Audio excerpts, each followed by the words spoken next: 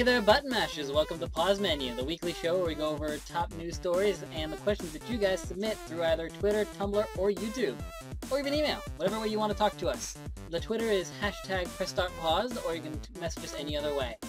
I'm sure you already noticed there is someone missing though from this episode right now, and that's because we didn't have the schedule today to meet up in person, but thanks to the miracles of the internet and technology, we will still get her to join up, so let me go ahead and get her connected through this game. Yeah, should be connecting. Nelly, are you there? What up, Moon Pie? Hello everyone, like I am Nelly D. Relish, and welcome to the show! Alright, so we're pretty much going to get right into it. We have, again, 3 questions to answer. The funny thing about this episode, though, is we actually had 4 questions to choose from, so we had to just kind of throw them in a bowl and pick them out at random. The first one we pulled out was actually from Everlast77. He actually sent us a comment through our YouTube channel on Pause Menu YouTube, so thanks for that. Hey there, Everlast. Thank you! He actually asked, do you think it's worth waiting in line for PS4?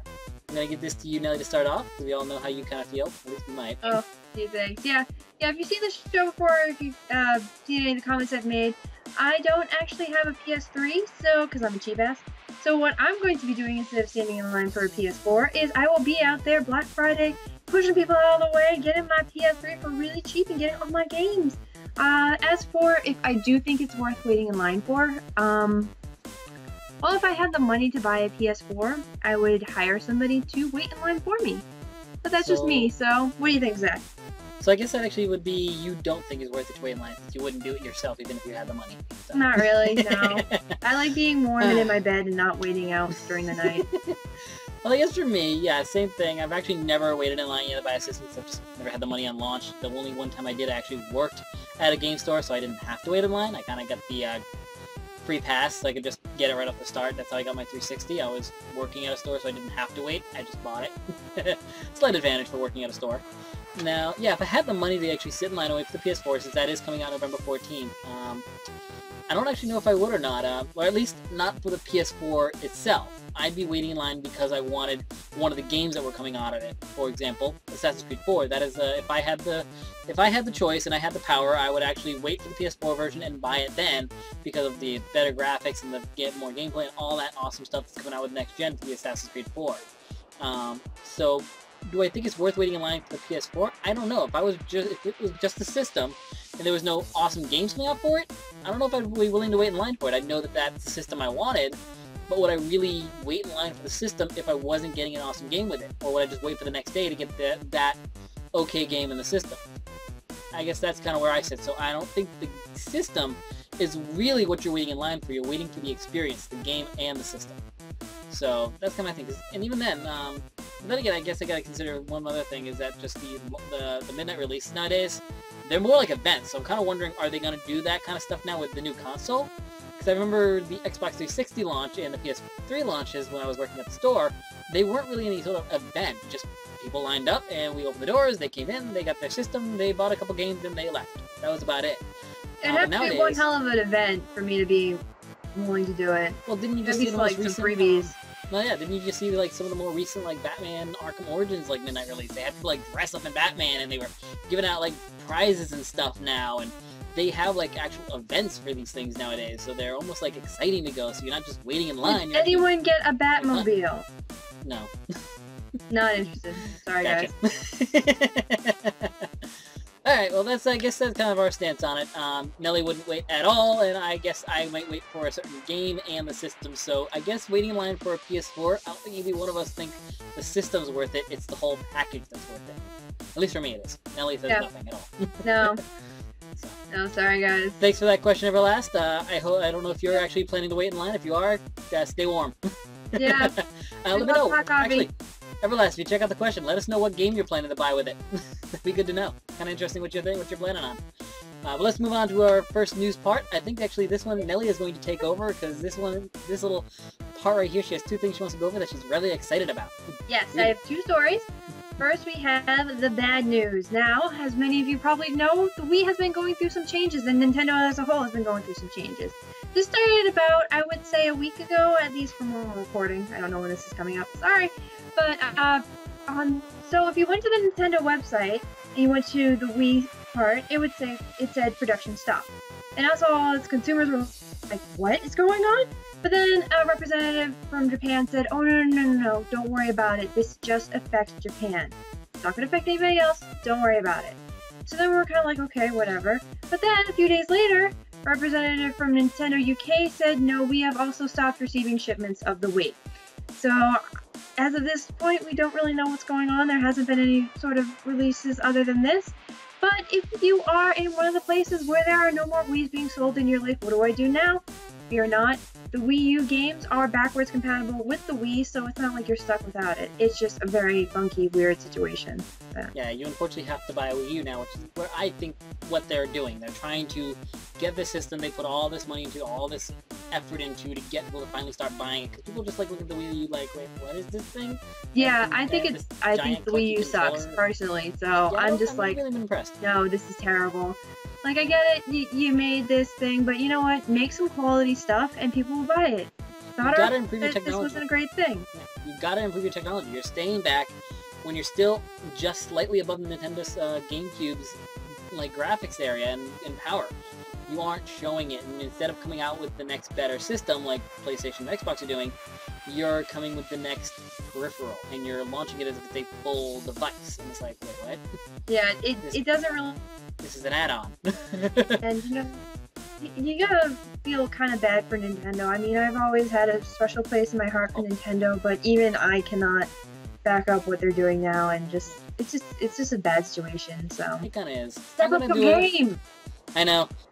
And now that we're done with the bad news, here's the good news. The Sims 4 has a release for fall 2014, and this is super exciting for me. I've been a fan since the first Sims came out. I love those old school Sims. And I also got a chance to watch a demo by Lindsay Pearson, who's one of the game producers. I will put a link somewhere around here. She also has a Twitter thing. We'll put it in the description or something.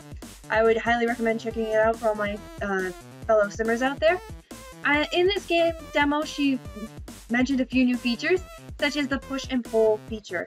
Now, this affects pretty much everything in the gameplay. Let's say you're creating a sim, and you want to make that sim, you know, longer, taller, fatter, shorter, whatever.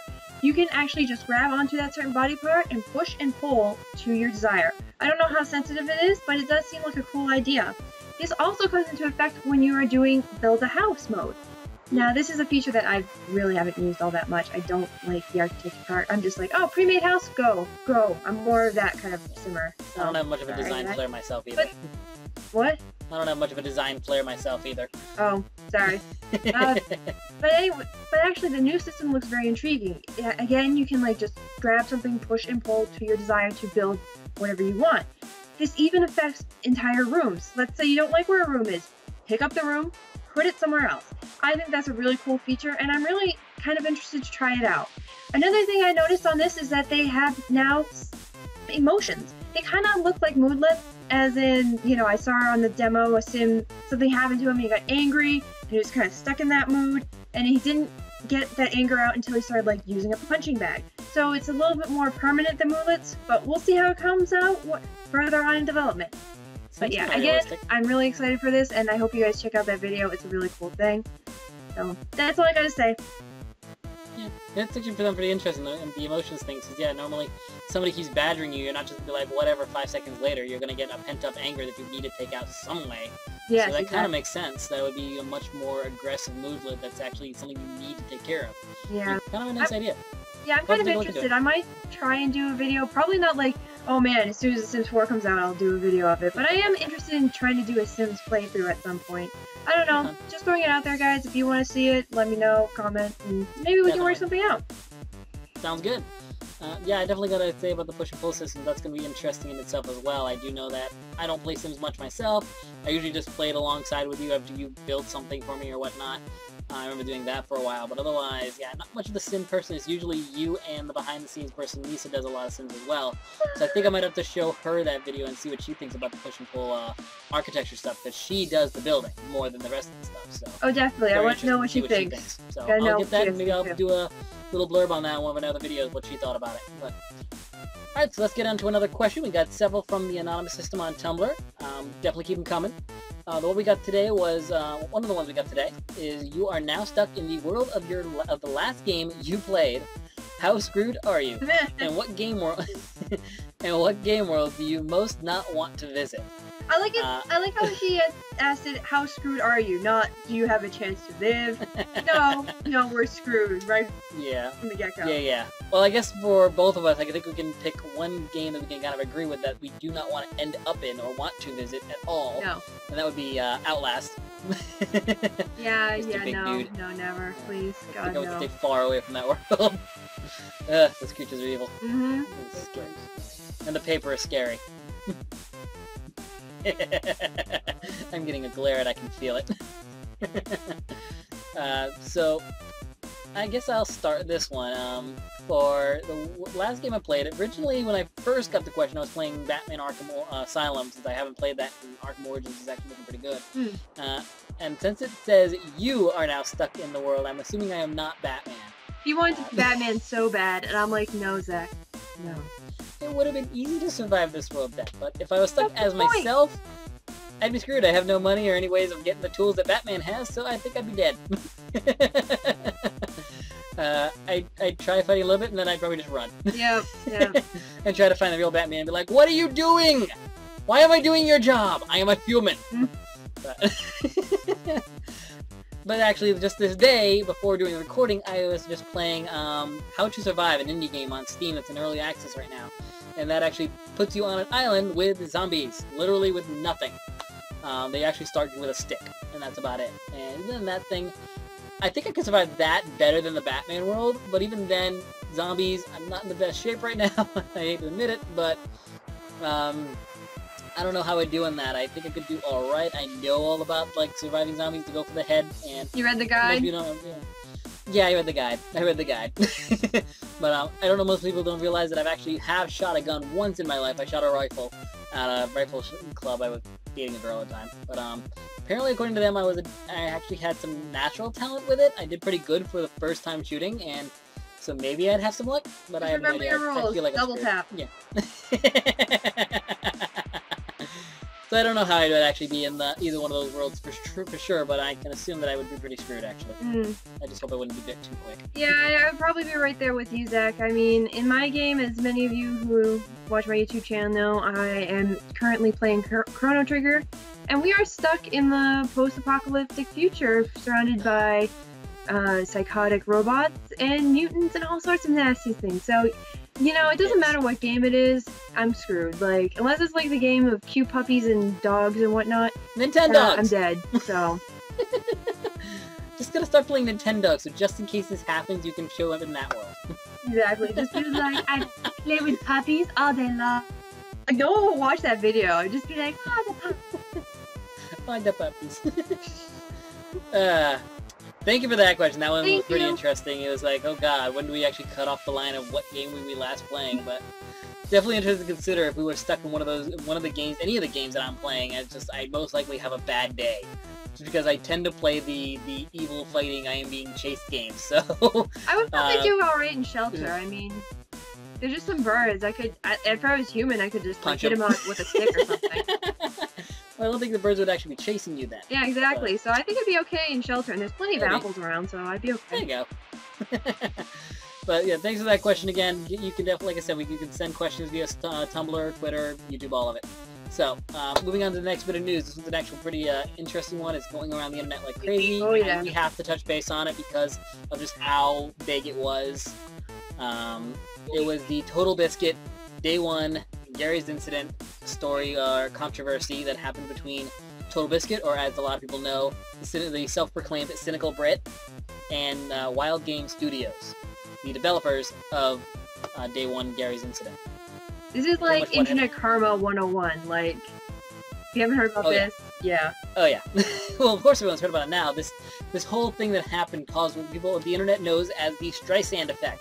When you go and try to hide something in the internet, and instead it causes it to explode and be passed around even more. So, one tip, if it's on the internet, it's there permanently, you cannot get rid of it, it will just cause it to spread. It's like trying to fan out a fire with oxygen. Yeah, it's kind of like the opposite of Vegas. It's everywhere. Exactly. So pretty much, just to kind of give a quick story of what happened. Everyone knows TotalBiscut as being a reviewer. He does a show known as WTF Is, name of the game, and he does a quick, like, 10-minute introduction to the game, lets you know how the game is it worth it, is it good, bad, crap, whatever, and lets you know whether or not you should spend your hard-earned money. This does tend to focus more on indie games, because that's where he wants to really focus and try to get money to the good developers. The idea behind reviews is to make sure that good quality games come out, because a developer knows that if they put out a bad game, it's going to get reviewed bad, and they're not going to get anyone to buy. Not to say that the system isn't abused, which is what this whole incident kind of showed that could have been happening with this game. If anyone's actually checked out any of the reviews on the game, whether from TotalBiscut, which actually at the time, within a couple days of that video coming out of him reporting what happened, the company did put an apology, but I'll get into that in a bit. They kind of had to, so don't take it as a sincere apology. No kidding. Yeah. Pretty much what let me get back to what actually happened first. TotalBiscut put up this video giving the review of the game and pretty much destroyed it, saying it was a horrible game, do not put it, because what the biggest problem is that they released this game as a full release, not an early access or beta or anything like that. They released it as a full release game, and it is buggy beyond hell. The graphics are not good, the frame rate is choppy, you get like 20, 25 frame rates any given time. Definitely not a finished game. Why they released it as a full release, no one knows. So the game developers were like, oh really, you're gonna get on us, are you? And they used the YouTube copyright to ban this video, which really just cascaded into a bunch of bad things. Oh yeah. Well, like everybody knows, the YouTube system is shoot first, ask questions later. If you put in a copyright claim, the video is taken out instantly and is then up to the YouTuber to then prove that they have permission to use it. And this also gives you a strike until you actually prove that you are allowed to put a video up. 3 strikes and your channel is removed, all your videos gone, all your subscribers lost, and you have to start from scratch. Someone like me and Nelly right now, not so much of a big hit, we have other jobs, we're still brand new, but someone like TotalBiscut, whose livelihood is his YouTube channel, this is very, very big for someone like him to get hit like this. He's admitted this is the first time one of his WTF shows have ever had this happen to him. So pretty much, here's the trail of how the crapness happened. The claim came out, his video get pulled out. TotalBiscut puts up the video showing that he actually sends out emails to these people asking for demo codes and explaining what WTF is, what he does, and that this is his livelihood. So it is pretty much a given fact that he's going to monetize the video. Yeah. It's just how the review system works. Check out IGN, Kotaku, GameSpot. All of those places, they put up review videos, they put up all the stuff that actually is monetized, and this is how they make their money. Otherwise, they can't do this. So it is, even though it isn't explicitly stated in the email, it is a known fact of how reviews work. So anyway, within 24 hours, Stefan, the CEO of the company, gave him a demo code. He goes and does it, and within a week, since he's the top-rated video of a negative review, the video is removed due to copyright claims supposedly. Stefan then puts on the Steam system that TotalBiscut had no right to make ad revenue off of their license. No right. Which again was just wrong. So this is basically him abusing the system. I mean, yes, these rules were put in place to, you know, protect companies from people stealing their stuff, which is fine. Exactly. That's okay. But this is just blatant abuse. He gave permission to these people, and it's just BS that, you know, the TotalBiscut had to go through all of this just to prove that he was in fact in the right. Yeah. Well, that's just it. And again, if this was done, if this was his third strike or something, this major YouTuber would have been gone. Yeah. And this is not the first major way that someone's abused the system. Sega did it once, where they put out a blanket search, because YouTube actually has an automated system where you can use it where it will actually scan videos for certain bits and pieces and then auto-flag them for you. And Sega did this with one of their games because they were launching a new game, a sequel in the line, and when they put out their trailer video, it wasn't showing up high on the search list because the Let's Plays and reviews of their old game was coming up, so they put out a whole bunch of copyright claims to those videos to take them down so that their new game trailer could end up at the top of the search list. Several of those channels that got hit by this are still to this day closed and have been gone, have been removed and destroyed, and have not come back, which is just sad that this can be used that way. I think that there just needs to be like an update in policy. I mean, Exactly. I get YouTube is in, you know, stuck in a hard place between a rock, but still, Yeah. it's like, Well, they're trying to play very safe so that way they don't get sued. What they need to do, though, is put a retaliation for someone who is abusing the system. yeah. For someone like Game One Studios. If they put a false claim that is proved to be an abuse of the system, they should get a mark on their record as well. That Well, then, I I guess, think if there be a certain number their of marks, record they has have to been then marked pay. in public opinion at the very least. Oh yeah, if they put out another game, even if it's amazing, it is going to be under scrutiny by all means. People will Because be very questionable of it. this is one of the few times when, like, the internet was just like, you know, Power Rangers come together, and they just like all were just like, oh yeah. Well, here's an example of how that happened. If you actually look when the game first launched, the Metacritic score was about a 9, 9.5. Of course, if you actually read the reviews, you'll see a lot of them were duplicative or similar, where they just changed slight words. Like instead of saying PC, they said personal computer. They just changed the word slightly, but the order and everything and the basic gist of the review was the same, and they give it like a 9 or a 10. Where some of these reviews were saying that this game was on par with like Beyond Two Souls and The Last of Us. Not even close. Where all these reviews came from? Probably people that were paid off. Yeah. This is the company did a lot of shady stuff to try to get this game to be on Steam and released. But anyway, like I said, the Metacritic score ended up going from the 9 to 10, down to a 0.5, the lowest score ever recorded on Metacritic. It has officially been marked as the worst game right now. Alright, it's rightfully earned. Yep. Pretty much a warning to all you developers out there, do not abuse the system, especially not against major developers. This will get you hit. But to YouTube, I'm going to agree with TotalBiscut. I'm going to put a link to his video, because all the proceeds made from that video will go to the EFF. And pretty much just, it's a call to action. You know that this is a stab to freedom of speech in the press and things like that, so take a stand. You need to change your system. I know it's a shoot first, ask questions later kind of system now, but make sure that those who are abusing it have to pay for this. But that's pretty much all we're going to fit in for this episode. We don't want this news getting too long. Maybe I'm planning to make a full article on my Tumblr eventually, maybe. It is a large story that has a lot of stuff. Really, the best thing to do is check out TotalBiscut's video on it. Like I said, every single bit of revenue he gets from that video will go towards the EFF. They are the guys that actually fight for our rights in the digital world. So. Oh. There we go. Yeah. One more question. There we go. We get the last question. This is another Anon from Tumblr. And just so everybody knows, if your question, the other person whose question didn't get chosen, your question is in the run for our next video. So don't think your question is out just because we didn't pick it. It is still in a bowl and could get picked later on. It was just luck of the draw. Sorry. Yeah, exactly. It happens. We have to do that just to be fair to everyone, because otherwise, when we get larger and get more questions, we have to have something in place. But we do need questions for next episode, so... Yes, send them over. Start sending them now. Yep. Here we go. Hope I'm not too late. Never too late. Never. Always send them in. Who do you feel is the most epic character of all time? How and why do you believe that they have become epic? Love the blog and the YouTube channel Heart. Thanks for the love. You're awesome, whoever you are. Yeah, thank you so much. We love to hear your comments, so just... Yes. You know, boost the ego a little bit. Oh yeah, appreciate it. It means so much to us that you're liking it. Much love back for sending us a question, and hopefully you're a subscriber. Just don't know who.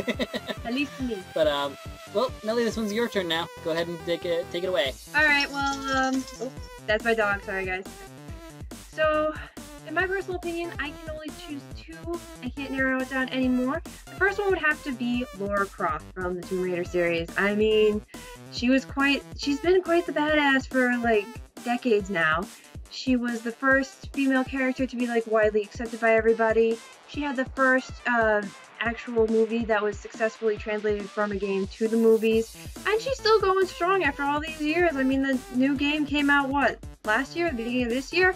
It was a pretty epic game. I've played a little bit of it, and it was a great reboot. They really did well remaking Lara Croft and making her not just a sex object, which was what she originally was designed to be, and more of an actual human in that situation. So, I mean, yeah, she just did have ridiculous boobs back in the day, but at least she didn't go around walking glorified feasting. And she was just kind of like a badass. Like, she would just come in and be like, "Hey, who are you? I'm going to shoot you." And that was pretty epic for... She did double gun, which most people don't do in the first place, so... Yeah.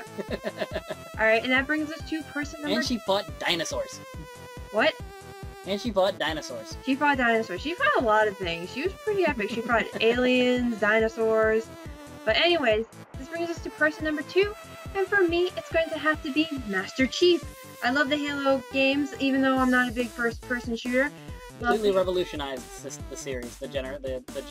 Yeah. FPS. Completely revolutionized it. Made a complete difference, especially also with multiplayer FPS. Yeah. As far as the character is concerned, Master Chief is so epic, he doesn't give a shit how epic he is. He takes that epicness and he just hits people over the head with it. I mean, can you think of like a cooler character that you really didn't have any sort of like emotional ties to? I mean, you never got to see his face.